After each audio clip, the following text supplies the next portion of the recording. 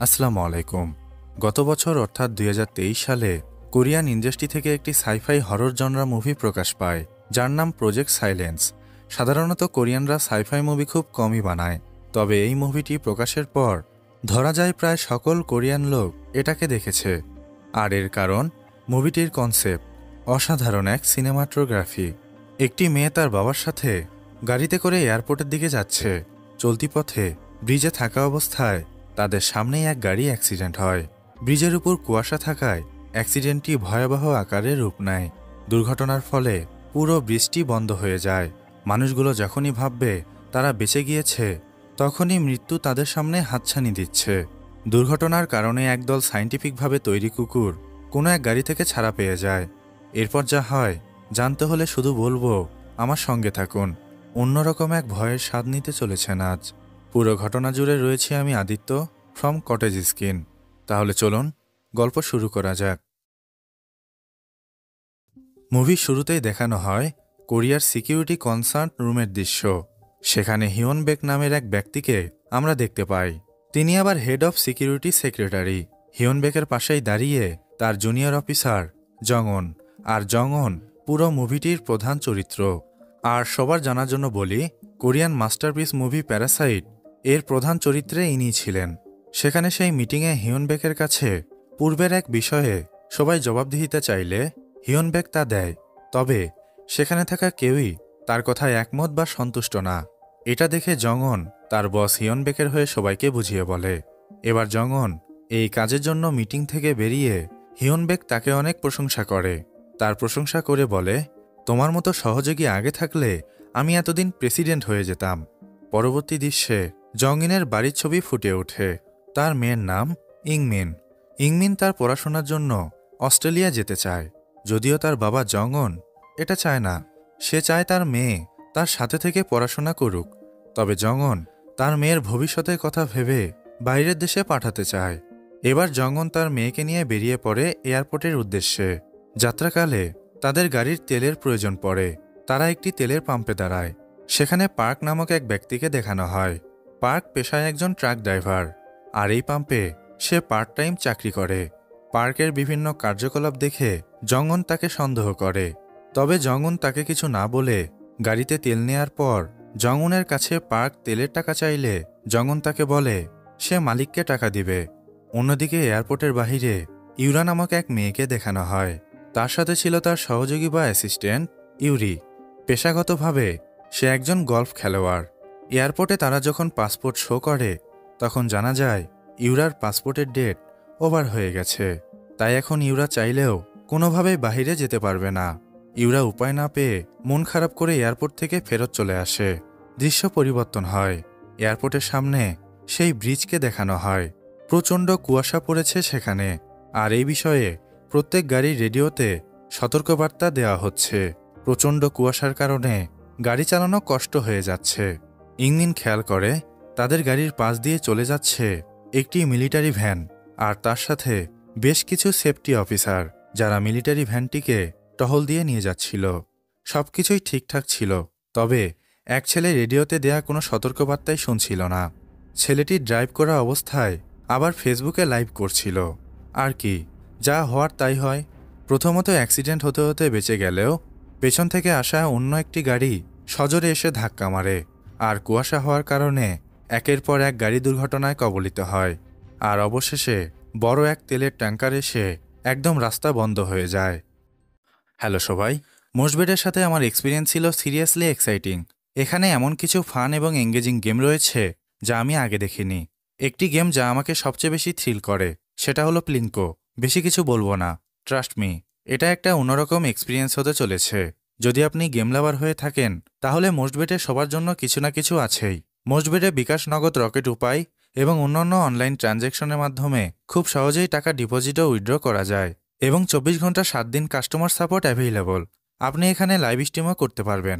Favourite match right from the platform. আমার promo code CAC89 use করে registration করে amazing সব ফিচার উপভোগ করুন। Don't miss out. অন্যদিকে তেলের পাম্পের মালিক পার্ককে অনেক গালিগালাজ করে। বস বলে, তুমি যে তেলগুলো বিক্রি করেছ, আমার তেলের টাকা এখনই আমার লাগবে, নয়তো তোমার খবর আছে। এসব কথোপকথনের মধ্যে রেডিওতে বলা হচ্ছিল এয়ারপোর্ট ব্রিজে অ্যাক্সিডেন্ট হয়েছে। এসব শুনে পার্ক বলে, ওই ব্যক্তিটি কিছুক্ষণ আগেই এদিক দিয়ে গিয়েছে, হয়তো ব্রিজের দুর্ঘটনায় সে আটকে পড়েছে। সে মালিককে ভুলভাল বুঝিয়ে দেয় এবং জংউনকে ধরতে পার্ক তার ট্রাক নিয়ে বেরিয়ে পড়ে। এখন আগে যেই মিলিটারি ভ্যান আর টহল টিম আমরা দেখেছিলাম সেগুলোরও অ্যাক্সিডেন্ট হয়েছিল। অ্যাক্সিডেন্টে কারো প্রাণ না গেলেও এখানে একজন ব্যক্তি যার নাম ডক্টর ইয়াং, তাকে দেখানো হয়। এদিকে জংউন গাড়িতে বসে এসব দেখছিল। তখন তার মেয়ে ইংমিন বলে, বাবা, গাড়িতে বসে না থেকে ওখানে গিয়ে সাহায্য করো। মেয়ের কথা শুনে জংউন গাড়ি থেকে বের হয়ে সবাইকে সাহায্য করতে চলে যায়। ডক্টর ইয়াংয়ের সাথে জংউনের দেখা হলে প্রথমে জংউন কিছুই বুঝতে পারে না।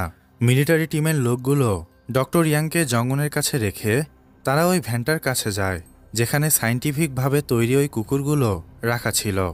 দেখা যায় সেখানে একটি কুকুরও নেই, আর সেখানে এক ব্যক্তির লাশ পড়ে আছে। এসব দেখে অফিসাররা চিন্তায় পড়ে যায়।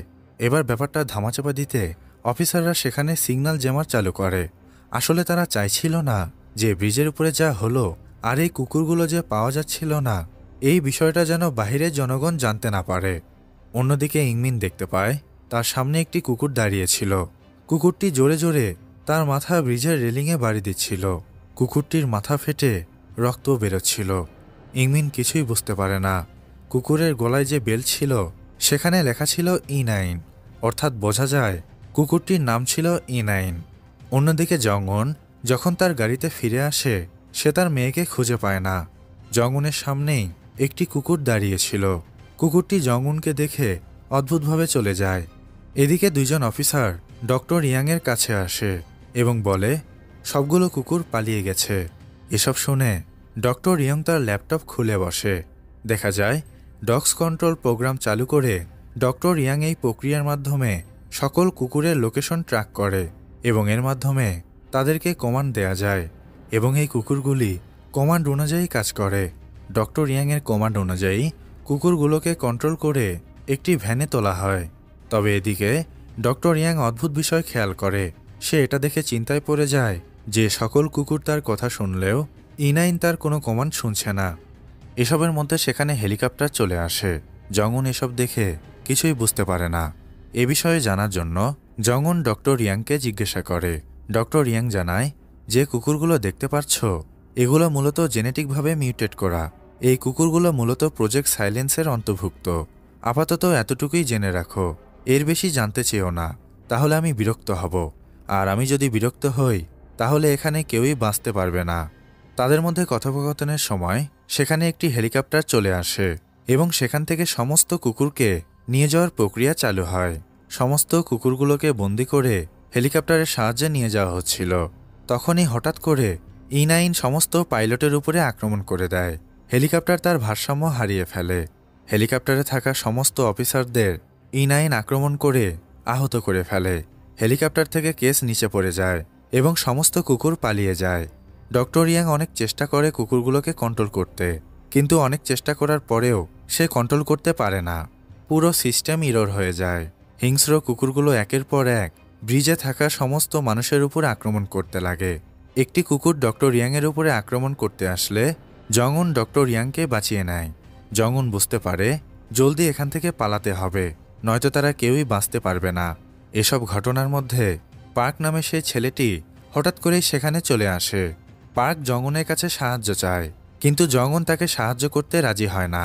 বাবার এমন ব্যবহারে ইংমিন অনেক রাগান্বিত হলে বাধ্য হয়ে জংউন পার্ককে সাহায্য করতে রাজি হয়। পার্কের জায়গা হয় গাড়ির পেছনের ডেস্কে। জংউন গাড়ি চালিয়ে সেখান থেকে বেরোতেই যাবে, তখনই হেলিকপ্টারটি তাদের সামনে এসে বিধ্বস্ত হয়। সেখান থেকে পালিয়ে যাওয়ার সব রাস্তা বন্ধ হয়ে যায়। অন্যদিকে আমরা দেখতে পাই জংউনের বস হিয়নবেকের কাছে একজন ব্যক্তি আসে এবং ব্রিজে ঘটে যাওয়া সব ঘটনার বিষয়ে হিয়নবেককে খুলে বলে। এদিকে এসব ঘটনা ঘটে যাওয়ার পর জংউন ডক্টর ইয়াংকে আবারও প্রশ্ন করে। সে বলে, ডক্টর ইয়াং, আসলে এসব হচ্ছেটা কি, আর এই প্রজেক্ট সাইলেন্সের কাজ কি? ডক্টর ইয়াং বলে, প্রজেক্ট সাইলেন্স এমন একটি প্রজেক্ট যার আন্ডারে এই কুকুরগুলো রয়েছে। এগুলো বিশেষভাবে প্রশিক্ষণপ্রাপ্ত। এগুলোকে এমনভাবে তৈরি করা হয়েছে এদেরকে যে আদেশ দেয়া হবে তারা সেই আদেশ অনুযায়ী কাজ করবে। এই চিন্তা করেই এই কুকুরগুলোকে তৈরি করা হয়েছে। অসাধারণ এই সফলতার পর এই প্রজেক্টের উপর ইউএস সহ অন্যান্য বিভিন্ন দেশের ফান্ডিং রয়েছে।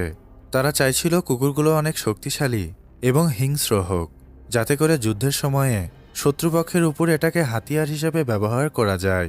ডক্টর ইয়াংয়ের কথা শুনে জংউন এবার বুঝতে পারে আসলে এই কুকুরগুলো কেন বানানো হয়েছে। ডক্টর ইয়াং আরও বলে, এই প্রজেক্ট তৈরি করার পর অনেক সমস্যা ছিল, কিন্তু তারপরও এই প্রজেক্ট চালানো হয়েছে। ডক্টর ইয়াং ও জংউনের মধ্যে কথোপকথনের সময় তাদের সামনে যে হেলিকপ্টারটি বিধ্বস্ত হয়েছিল সেই হেলিকপ্টারের ইঞ্জিন ফেটে বিরাট এক বিস্ফোরণ হয় এবং এই বিস্ফোরণের জন্য ব্রিজের এক অংশ ভেঙে পড়ে যায়। এবার চাইলেও তারা সেখান থেকে পালাতে পারবে না। পরিস্থিতি বেগতিক দেখে জংউন হিয়নের কাছে সাহায্য চায় এবং একটি রেস্কিউ টিম পাঠাতে বলে। বাসে যে লোকগুলো ফেঁসেছিল তারা ভয়ে চিৎকার করছিল। জংউন সবাইকে শান্ত হতে বলে এবং মনে সাহস রাখতে বলে। সে বলে, ভয় পাওয়ার কোনো কারণ নেই, খুব তাড়াতাড়ি আমরা এখান থেকে উদ্ধার পাব। জংউন এসব বলার সময় তাকে কুকুরগুলোর বিষয়ে সবাই জিজ্ঞাসা করে। তখন জংউন সবাইকে সত্য ঘটনাটি বলে না। সে বলে, কুকুরগুলো মিলিটারি ট্রেনিং প্রাপ্ত, কোনো এক ভাইরাসের কারণে সেগুলো পাগলাটে হয়ে গেছে। খুব দ্রুতই কুকুরগুলোকে বন্দি করা হবে। জংউন এখানে মিথ্যা কথা বললেও পার্ক সব সত্যি জানত। সে বলে, আমি কিন্তু বলে দিব সত্যিটা কি। এটা শুনে জংউন পার্কে কিছু টাকা দেয় এবং বলে, চুপ থাকো, আমাদের ডক্টর ইয়াংকে বাঁচাতে হবে। এরা সত্যিটা জানতে পারলে ডক্টর ইয়াংকে মেরে ফেলবে, আর ডক্টর ইয়াং মারা গেলে এই কুকুরগুলোকে কন্ট্রোল করা যাবে না। পার্ক সব কিছু বুঝতে পেরে এবার চুপ করে থাকে। কিছুক্ষণের মধ্যেই সেখানে রেস্কিউ টিম চলে আসে, কিন্তু রেস্কিউ টিম সবাইকে জানায় তারা এখানে আসার পর কোনো কুকুর দেখতে পায়নি, হয়তো কুকুরগুলো চলে গেছে। রেস্কিউ টিম একে একে বাসের সবাইকে নামিয়ে নেয়, কিন্তু ডক্টর ইয়াং কিছুতেই বাস থেকে নামছিল না, কারণ সে জানত কুকুরগুলো এখানেই রয়েছে। রেস্কিউ টিম সবাইকে উদ্ধার করার সময় ঠিক তখনই হিংস্র কুকুরগুলো সবার উপরে আক্রমণ করে দেয়। ইংমিনের উপরে এক কুকুর আক্রমণ করলে সময় থাকতে জংউন তার মেয়েকে বাঁচিয়ে নেয়।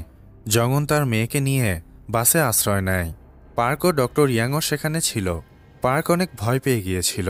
প্রচণ্ড ভয়ে সে প্রজেক্ট সাইলেন্সের সব সত্য ঘটনা সবাইকে খুলে বলে। জানা যায় এই কুকুরগুলো মূলত E9-এর ক্লোন, অর্থাৎ ডুপ্লিকেট।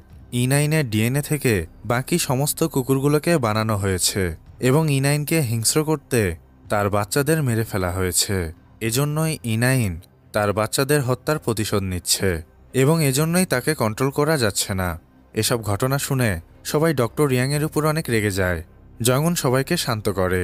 জংউন হিয়নবেকের কাছে আবারও ফোন করে এবং আরও একটি রেস্কিউ টিম পাঠাতে বলে এবং কুকুরগুলোকে মেরে ফেলতে বলে।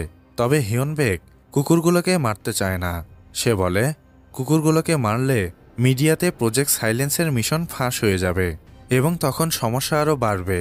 আসলে হিয়নের মনে কিছু একটা রয়েছে, তবে সেটা কি সেটা আমরা একটু পরেই জানতে পারব। জংউন এসব শুনে বলে, এখানে আমরা প্রজেক্ট সাইলেন্সের বিষয়ে সব কিছু জানি। এটা শুনে হিয়নবেক চিন্তায় পড়ে যায়। সে ফোন কেটে দেয়। জংউন ঠিক করে রেস্কিউ টিমের অপেক্ষা না করে তারা বাস চালিয়ে এখান থেকে বেরিয়ে পড়বে। যেই ভাবা সেই কাজ। তারা বাস চালু করে সেখান থেকে বের হওয়ার চেষ্টা করে। অন্যদিকে হিয়নবেক অনেক চিন্তায় পড়ে যায় এবং এখানে আমরা জানতে পারি এই প্রজেক্ট সাইলেন্সের নির্দেশ মূলত সে নিজেই দিয়েছিল এবং এখন প্রজেক্ট সাইলেন্সের যা অবস্থা, এই বিষয়টা দেশের সমস্ত মানুষ জানতে পারলে তার প্রেসিডেন্ট হওয়ার স্বপ্ন ধূলিসাৎ হয়ে যাবে। অনেক চিন্তাভাবনা করার পর সে সিদ্ধান্ত নেয় ব্রিজে ফেসে যাওয়া কাউকেই সে উদ্ধার করবে না। এতে করে প্রজেক্ট সাইলেন্সের বিষয়টা সেখানেই ধামাচাপা হয়ে যাবে। দৃশ্য আবারও ব্রিজে ফিরে আসলে জংউন সহ বাসের সবাই ব্রিজে সেই ভাঙা প্রান্তে চলে আসে। কুকুরগুলো ব্রিজের চারপাশে ঘোরাফেরা করছিল। সেগুলোকে না মারলে তারা এখান থেকে বের হতে পারবে না। সবাই অনেক চিন্তায় পড়ে যায়। জংউনের মেয়ে ইংমিন একটি ট্র্যাপ বানানোর বুদ্ধি দেয়। তারা চাইছিল যে কোনোভাবে কুকুরগুলোকে বাসের মধ্যে নিয়ে আসবে এবং বাসের মধ্যেই কুকুরগুলোকে আটকে রাখবে। প্ল্যান অনুযায়ী তারা বাসের মধ্যে একটি ডিভাইস লাগিয়ে দেয় এবং সবাই মিলে বাসের লাগেজ বক্সে আশ্রয় নেয়। কিছুক্ষণের মধ্যেই কুকুরগুলো বাসের মধ্যে প্রবেশ করলে তারা আর বের হতে পারে না। তবে লাগেজ বক্সের রাস্তা কুকুরগুলো খুঁজে পেয়ে যায়। সবাই তাড়াতাড়ি করে লাগেজ বক্স থেকে বেরিয়ে ভাঙা ব্রিজের শেষ প্রান্তে চলে আসে। এখানে ডক্টর ইয়াং সব সত্য কথা জংউনকে বলে দেয় যে এই প্রজেক্ট সাইলেন্সের নির্দেশ হিয়নবেক দিয়েছিল। টাকার লোভে সে এমনটা করেছে, কারণ বিভিন্ন দেশ থেকে অনেক ফান্ডিং আসছিল। জংউন এসব কথা শুনে তার মাথায় যেন আকাশ ভেঙে পড়ে। সে বিশ্বাসই করতে পারছিল না হিয়নবেক এসব করতে পারে। জংউন সঙ্গে সঙ্গেই হিয়নকে ফোন করে এবং সত্যিটা জানতে চায়। হিয়নবেক চুপ করে থাকলে জংউন বুঝতে পারে হিয়নবেক সত্যি এই কাজটা করেছে। জংউন অনেক কষ্ট পায়। ফোন কেটে দেওয়ার পর কুকুরগুলোর হাত থেকে বাঁচার জন্য তারা আরও একটি প্ল্যান বানায়। ডক্টর ইয়াং তার ল্যাপটপের সাহায্যে শেষবারের মতো কুকুরগুলোকে কন্ট্রোল করার চেষ্টা করে এবং এইবার সেই কুকুরগুলোকে কন্ট্রোল করতে সক্ষম হয়। এখন দরকার ছিল একটি টার্গেট, আর সেই টার্গেট হয় জংউন। আসলে তারা চাইছিল পার্কের গাড়িতে করে তারা ব্রিজের পেছনের অংশ দিয়ে পালাবে। তবে সমস্যা হলো পার্কের গাড়ির চাবি বন্দী হওয়া কুকুরের সাথে ওই বাসেই পড়ে আছে, আর চাবি আনতে এই প্ল্যান করা হয়। জংউন এবার কেজের মধ্যে ঢুকে পড়ে। জংউন প্রস্তুত হলে ডক্টর ইয়াং এবার ভয়েস কমান্ড দিয়ে কুকুরগুলোকে কমান্ড দেয়। এদিকে ইউরি একজন পেশাদার গল্ফ প্লেয়ার ছিল। সে একটি একটি করে গল্ফ বল বাসের সামনের গ্লাসে মারতে শুরু করে। যখনই গ্লাস ভাঙার মতো হয় সে ওখান থেকে পালিয়ে যায় এবং এরপর সব কুকুর বাসটির গ্লাস ভেঙে বাহিরে বেরিয়ে আসে। এদিকে এই সুযোগে পার্ক সেই বাসে চলে যায় চাবি নিতে। তবে দেখা যায় সেখানে E9 কুকুরটি রয়েছে। ডক্টর ইয়াং সব কুকুরকে কন্ট্রোল করতে পারলেও E9কে সে কন্ট্রোল করতে পারেনি। পার্ক তার জীবন বাজি রেখে চাবিটি কোনোভাবে সেখান থেকে নিয়ে দৌড়ে সেখান থেকে পালিয়ে চলে আসে। পেছন পেছন E9 কুকুরটিও চলে আসে। তবে অদ্ভুতভাবে সে আর পার্ককে আক্রমণ করে না, বরং ডক্টর ইয়াংয়ের উপরে আক্রমণ করে। এদিকে আবার খাঁচাটি যেখানে ছিল সেখানে অন্য কুকুরদের লাফালাফিতে সেখানকার ব্রিজ ভেঙে যেতে শুরু করে। সমস্ত কুকুরগুলো একে একে ব্রিজ থেকে পড়ে যেতে শুরু করে। E9 যখন এসব দেখতে পায় সে ডক্টর ইয়াংকে ছেড়ে দেয় এবং কুকুরগুলোকে বাঁচাতে চলে আসে। আসলে ব্যাপারটি হলো ওই কুকুরগুলোর মধ্যে এখনও E9-এর বাচ্চা জীবিত রয়েছে। এখন সেখানে পার্ক তার গাড়ি নিয়ে চলে আসে, আর জংউন যে কেজে ছিল সেটাও ব্রিজ ভেঙে নিচে পড়ার মতো হয়ে যায়। ইংমিন বুদ্ধি করে পার্কের রেকারের তার টেনে নিয়ে এসে জংউনের কেজের সাথে বেঁধে দেয় এবং পার্ক গাড়ির মাধ্যমে জংউনকে উপরে উঠিয়ে নেয়।